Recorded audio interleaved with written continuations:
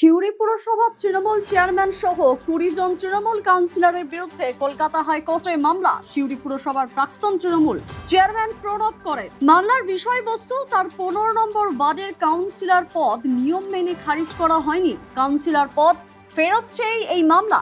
সিউড়ি পুরসভার চেয়ারম্যান সহ 20 জন তৃণমূল কাউন্সিলর পেল হাইকোর্টের মামলা সংক্রান্ত চিঠি। তাতেই উত্তেজনা ছড়িয়েছে সিউড়ি পুরসভায়। হাইকোর্টের চিঠি পেয়েছে বীরভূমের জেলা শাসক ও মহকুমা শাসকও। উল্লেখ্য, গত 31শে জুলাই বীরভূমের সিউড়ি পুরসভার তৎকালীন তৃণমূলী চেয়ারম্যান প্রণব কর সিউড়ির মহকুমা শাসকের কাছে শারীরিক অসুস্থতার কারণ দেখিয়ে চেয়ারম্যান ও কাউন্সিলর পদ থেকে ইস্তফা দেন। বোর্ড অব কাউন্সিলরের বৈঠকে তার পদত্যাগ পত্র গৃহীত হয়। 10ই আগস্ট সিউড়ি পুরসভার চেয়ারম্যান হিসাবে নাম ঘোষণা হয় সিউড়ির 9 নম্বর ওয়ার্ডের তৃণমূল কাউন্সিলর উজ্জ্বল চট্টোপাধ্যায়। তারপরেই 14ই আগস্ট সিউড়ি পুরসভার চেয়ারম্যান হিসেবে শপথ নেন উজ্জ্বল। তারপর থেকেই চুপচাপই ছিলেন প্রণব কর। তারপরেই এই মামলার চিঠিতে চাঞ্চল্য ছড়িয়েছে, আর এই নিয়ে জলঘোলা করতে শুরু করেছে বিজেপি। আর এই নিয়ে খোলা জলে মাছও ধরছে বিজেপি। এই জাস্ট ছয়মাত্র চিঠি পেলাম। আমাদের শুধু আমাকে নয়, অল কাউন্সিলরকে চিঠি করেছে, একটা চিঠি এসছে। তো আমরা আজকে বিওসি আমাদের কাছে বোর্ড মিটিং আছে, আমরা সিদ্ধান্ত নেব। তো উনি যেটা করেছে আমরা আইনতই আমরা খারিজ করেছিলাম। ওরা আপনার কাউন্সিলর বা উনি রিজাইন দিয়েছিল চেয়ারম্যান কাউন্সিলর দুটোই, ওইটা আমরা অ্যাকসেপ্ট করেছিলাম। অলরেডি RTI করেছিলাম, আমরা উত্তর দিয়েছিলাম। তো আবার যেটা আমাদের যে লয়ার এনগেজ লয়ার আছে, প্যানেল লয়ার, তার সঙ্গে বোর্ড মিটিং সিদ্ধান্ত নিয়ে আমরা কেসে যাবো। এর আগেও তো তারপরেও তিনি বারবার চেয়ারম্যানকে একটা চিঠি করেছিলেন যে আমার কাউন্সিলর পদ থাকুক। শুনুন, উনি গোটা একটা ইতিহাস সৃষ্টি করেছিলেন দুটোই রিজাইন দিয়ে। তারপরে উনি আবার হাতে পায়ে একে ধরছে, ওকে তো কিছু ফোন করাচ্ছিল আমাকে নিয়ে, আমাকে একটা পার্সোনাল চিঠি দিয়েছিল। তো অলরেডি তখন আমাদের খারিজ হয়ে গেছে। উনি RTI করেছিল, ডিএম সাহেবকে করেছিল, SD করে। অলরেডি আমাদের লয়ার, প্যানেল লয়ার RTI উত্তর দিয়ে দিয়েছে। আমরা আবার উনি যে কেস করেছে হাইকোর্টে, আমরা এবার কেসে যাব। তারপর আগামী দিন আমাদের আইন যা বলবে আমরা সেটা মান্যতা দেবো। না, ওটা তো কোর্টের ম্যাটার।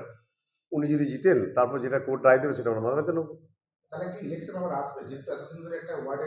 শুনুন, আমার যেটু আমার ধারণা, এই হাইকোর্টে ম্যাটার, তো উনি এখন হাইকোর্টে গেল সবেমাত্র। তারপরে আমাদের যদি স্যাটিসফাইড, আমার যদি তারপর আমরা ডিভিশন বেঞ্চ আছে, তার সুপ্রিম কোর্ট আছে। আমাদের যেটা লড়বে সেটা পৌরসভার কথা লড়বে। হ্যাঁ, আইনি লড়াই লড়বেই। বলছি, তাহলে 15 নম্বর ওয়ার্ড এখন কাদের দায়িত্বে রয়েছে? এখন স্পেশালি আমার দায়িত্ব আমি দেখছি। অলরেডি কদিন আগে এই জলের ব্যাপারটা, ডেভেলপমেন্টের কিছু রাস্তাঘাট সবই আমি দেখি। কিন্তু উনি আরেকটা দাবি করছেন যে যেহেতু এখনো পর্যন্ত তাকে কাউন্সিলর পদ থেকেও কোনো দায়িত্ব দেওয়া হয়নি, সেই জায়গায় দাঁড়িয়ে কিন্তু দেখা অন্য একটা পত্রিকায় তার নাম দিয়ে চালানো হচ্ছে। আমার কাছে টোটাল তথ্য আছে, উনি RTI করেছেন, তার উত্তর উনি পেয়ে গেছেন অলরেডি। উনি হয়তো স্যাটিসফাইড নয় বলে হাইকোর্টে গেছে। আগামী দিনে আমরা হাইকোর্টেই লড়বো আমাদের পৌরসভার তরফ থেকে। অ্যাজ এ চেয়ারম্যান হিসাবে আমাদের অল কাউন্সিলরকে করেছে, আমাদের যে লয়ার আছে সে উত্তর দেবে। আমি অনেকবার লিখিত দিয়েছি। এর আগে চেয়ারম্যানকে, বিওসিকে দিয়েছিলাম, SDO সাহেবকে দিয়েছিলাম, আমাদের DM সাহেবকে দিয়েছি, UDMতে দিয়েছি। তার পরিপ্রেক্ষিতে আমাকে কোনো রেসপন্স করেনি। তারপরে আমি RTI করেছিলাম। RTI চেয়ারম্যান যেটা অ্যান্সার দিয়েছিল যে বিওসিতে আমরা রেজিগনেশন অ্যাকসেপ্ট করেছি। এবার আমি আইনের দ্বারস্থ হয়েছি যে এটা অ্যাকসেপ্ট করতে পারে কি পারে না। কারণ আমি অনেকবার লিখিত দিয়েছি যে আমার কাউন্সিলরশিপটা হয়তো আমি লিখিত দিই নাই রেজিগনেশনের জন্য, আমার হয়তো সই করা ছিল, লিখিতটা টাইপ করা ছিল। সেইটার প্রসেসটা আমি জানতে চাইছি যে এটা ঠিক না বেঠিক। যদি আইন বলে যে হ্যাঁ কাউন্সিলরশিপ রেজিগনেশন করতে পারে, রেজিগনেশন অ্যাকসেপ্ট করেছে। আর যদি আইন বলে না এটা কাউন্সিলরশিপ রেজিগনেশন করতে পারে না, তাহলে পারে না। সেটা তো আইনের। আমি তো নিজের হাতে লিখে দিইনি, সইটা আমার টাইপ করা ছিল।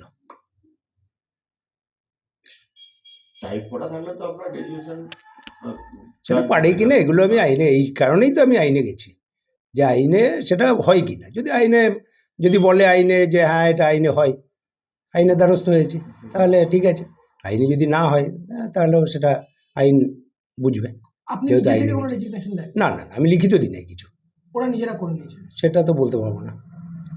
সইটা আমার, সেটা অস্বীকার করছি না, কিন্তু লিখিতটা আমার নয়, লেখা যেটা হাতের লেখাটা আপনার নয়। না।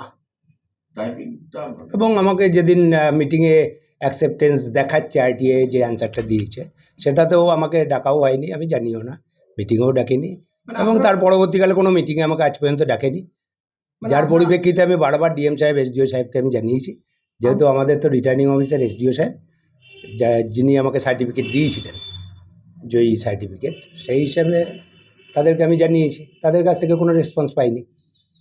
মানে আপনার আবেদন ছাড়া কিভাবে পদটা খারিজ হলো সেটাই আমি জানি। সেইটাই আমি জানতে চাইছি, আর কিছু নয়।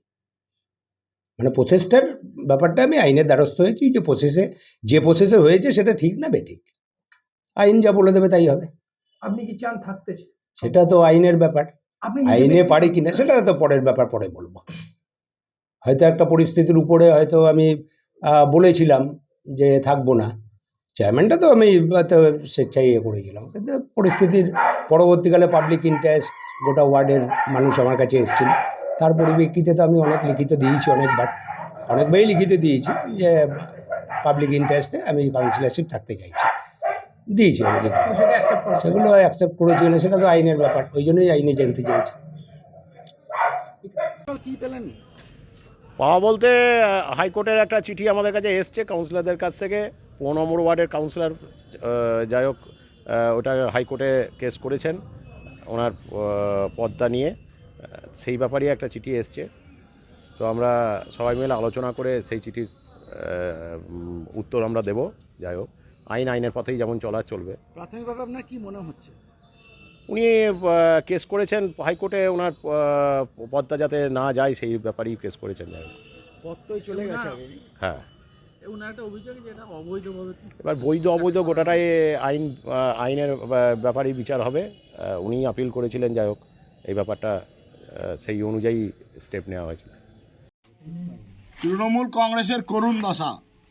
সিউড়ি পৌরসভার চেয়ারম্যান কোনো সময় পদত্যাগ করছেন, কোনো সময় হাইকোর্টে রিট পিটিশন করছেন। আজকে যেটা খবরের শিরোনামে, সিউড়ি পৌরসভার চেয়ারম্যান তৃণমূলের বিরুদ্ধে মামলা করেছেন যে তাকে কেন সরানো হলো। তৃণমূল কংগ্রেসের চেয়ারম্যান থেকে প্রণববাবুকে সরিয়েছে, তৃণমূল কংগ্রেস সরিয়েছে, আর তিনি নিজে হাইকোর্টে পিটিশন করছেন। এটা কীরকম জবা খুশি মতন ব্যাপার। ভোটই হলো না, ভোট লুট হলো, সেখানে আবার পদত্যাগ, সেখানে আবার হাইকোর্টের কেস, এসব নাটক। অর্থাৎ তৃণমূল কংগ্রেস মানুষের যে চিন্তাধারা, মানুষ যেদিকে যাচ্ছে বিজেপির দিকে ছুটছে, এই সময় ডাইভার্ট করে একটা খবরের শিরোনামে থাকতে চাইছে। তৃণমূল কংগ্রেসের গোষ্ঠীকণ্ডল প্রকাশ্য আসছে দিন দিন, আর সেটাকে মানুষের কাছ থেকে ডাইভার্ট করতে চাইছে তৃণমূল কংগ্রেস। আমরা পুরো ঘটনার প্রতি নজর রাখছি। আমরা মনে করছি যে তৃণমূলের শেষে শুরু হয়েছে তাসের ঘরের মতো তৃণমূল কংগ্রেস ভেঙে পড়বে। দ্য সহজ পাঠ, সহজ কথা, সঠিক তথ্য।